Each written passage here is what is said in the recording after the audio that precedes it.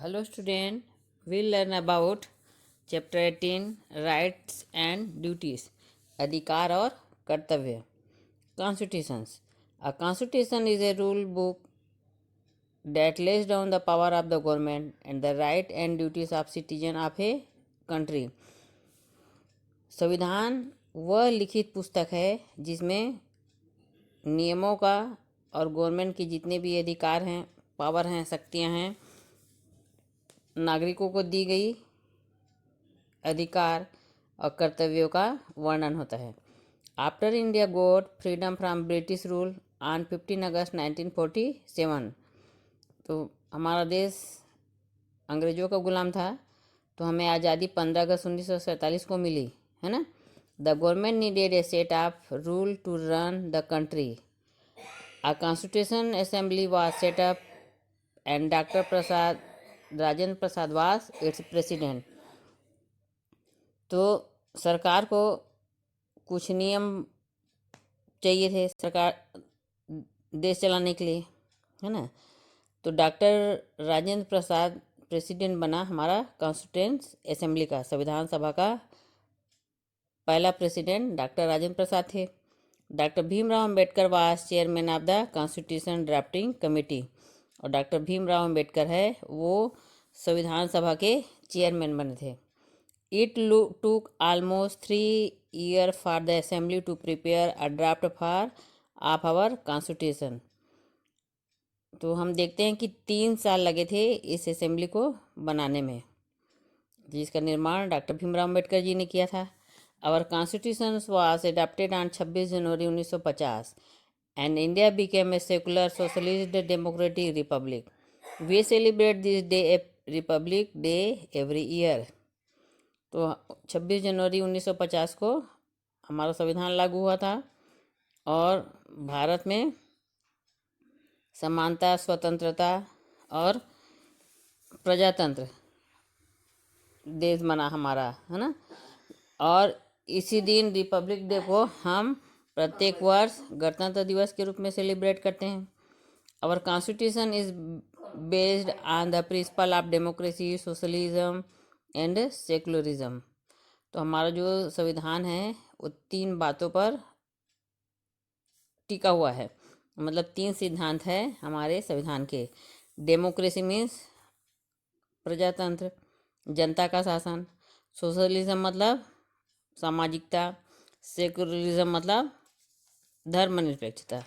तो ये 3 विशेषता है जो भारत को अन्य देशों से अलग बनाता है. First, democracy. It means rule of people, by the people and for the people. वह शासन जो जनता के लिए, जनता द्वारा जनता के लिए चुना जाता है. तो डेमोक्रेसी का एक शब्द है of the people, by the people and for the people. Every citizen of India who is 18 years old and above has right to vote and to choose the representative who will from the government. तो हम देखते हैं कि 18 साल या 18 साल से अधिक व्यक्ति की, लड़की हो चाहे लड़का, उसको वोट डालने का अधिकार दिया गया है और वो गवर्नमेंट के किसी भी अंग का सदस्य बन सकता है ना, चाहे वो नेता बन सकता है और वोट डालने का अधिकार दिया गया है. सेकेंड, सोशलिज्म मीन्स सामाजिकता. It means all people will be treated as equal. There shall be no difference between rich और poor. There will be no discriminations on basis of caste, colour और region. इसका मतलब होता है सभी व्यक्तियों के साथ बराबरी का व्यवहार करना, छोटे बड़े का भेदभाव नहीं करना, गरीब अमीर का भेदभाव नहीं करना, उसके रंग के आधार पर, जाति के आधार पर या धर्म के आधार पर उसको छोटा ना दिखाना. नेक्स्ट पढ़ेंगे सेकुलरिज्म, मतलब धर्मनिरपेक्षता.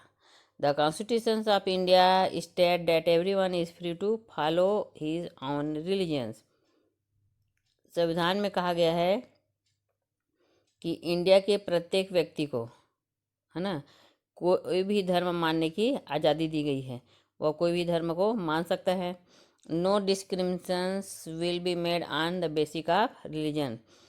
और उनको धर्म के आधार पर प्रताड़ित नहीं किया जाएगा.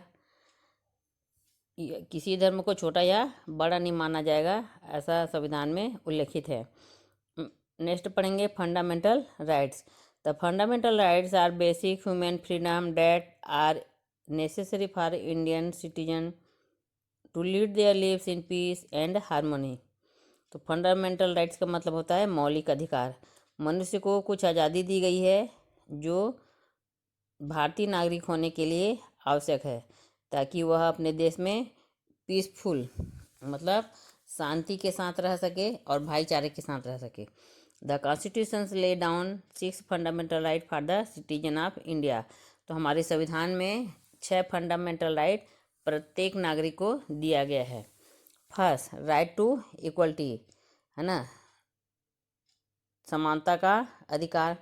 राइट टू फ्रीडम, स्वतंत्रता का अधिकार। Right to freedom of religion, सभी धर्म मानने का अधिकार। राइट अगेंस्ट एक्सप्लोनेशंस, मतलब शोषण के विरुद्ध अधिकार। अगर आपको कोई शोषण करता है, आपसे कोई ज़्यादा काम लेता है या दबा कर रखता है, तो उसके विरुद्ध भी आप जा सकते हो। नेक्स्ट है कल्चरल एंड एजुकेशनल राइट, कोई भी कल्चर को अपना सकते हो और आपको शिक्षा प्राप्त करने का भी अधिकार है। नेक्स्ट, राइट टू कंसोलेशंस रेमेडीज, मतलब आपको सुधार का भी अधिकार दिया गया है। नेक्स्ट पढ़ेंगे fundamental duties. Along the fundamental rights the constitution also lay down certain duties, आपको अधिकार दिए गए उसके साथ साथ देश के नागरिक होने के कारण आपको कुछ ड्यूटी भी करनी पड़ेगी, है ना। तो फर्स्ट पढ़ेंगे we should respect the national flag and national anthem, हमें नेशनल फ्लैग और नेशनल एंथम का रेस्पेक्ट करना चाहिए। We should defend the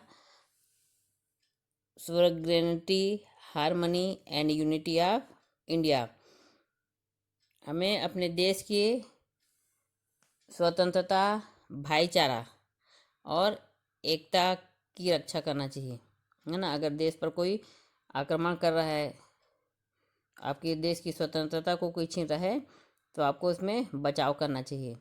we should help the government in time of danger, अगर सरकार पर भी कुछ आपदा आ जाती है ना, कुछ मुसीबत आ जाती है, तो आपको हेल्प करना है। We should respect the rich heritage of our culture, और हमारे देश में भी बहुत सारे विरासत बनी हुई है, अमूल्य धरोहर है हमारे देश में, है ना, जैसे ताजमहल है और ऐतिहासिक स्थान है, उसको हमको बचा कर रखना है, ये हमारे कल्चर की निशानी है। Next, we should protect public property, public property की हमें रक्षा करना चाहिए, बचाव करना चाहिए। पब्लिक प्रॉपर्टी में आता है बैंक, हॉस्पिटल, स्कूल, जितने भी स्टेशन हैं, है ना, वो सब आते हैं, उसकी रक्षा करनी चाहिए, उसको सब सार्वजनिक मानना चाहिए। We should not harm each other, और हमें एक दूसरे को भी नुकसान नहीं पहुंचाना चाहिए। We should protect our environment, और हमें एनवायरनमेंट मतलब पर्यावरण की रक्षा करना चाहिए। We should treat everyone as equal, और हमें सभी के साथ समानता का व्यवहार करना चाहिए।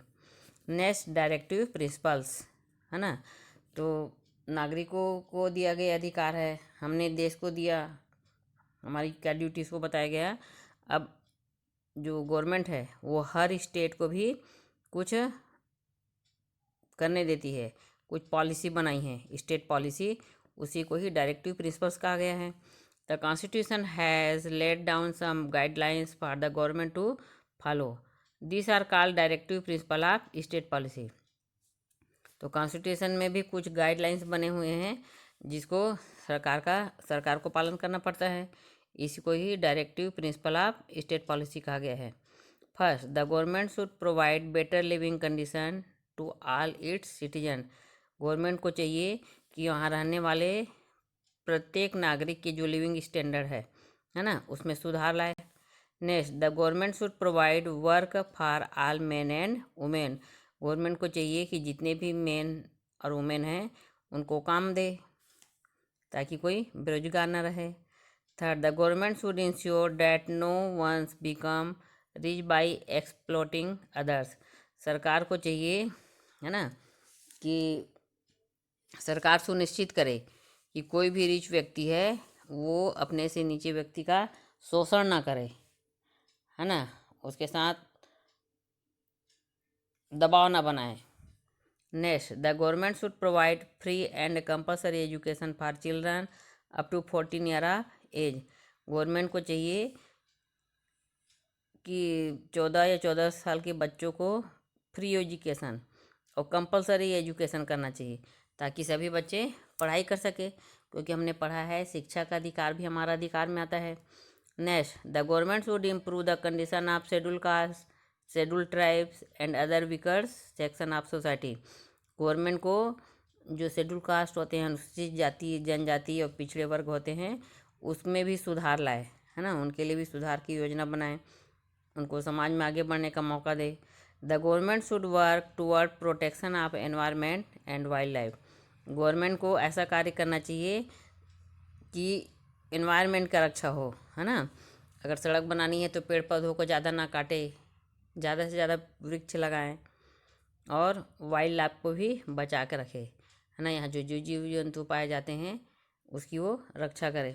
तो हमने इस लेसन में fundamental rights, fundamental duties, directive principle के बारे में जाना, जो बहुत ही इम्पोर्टेंस है। ओके।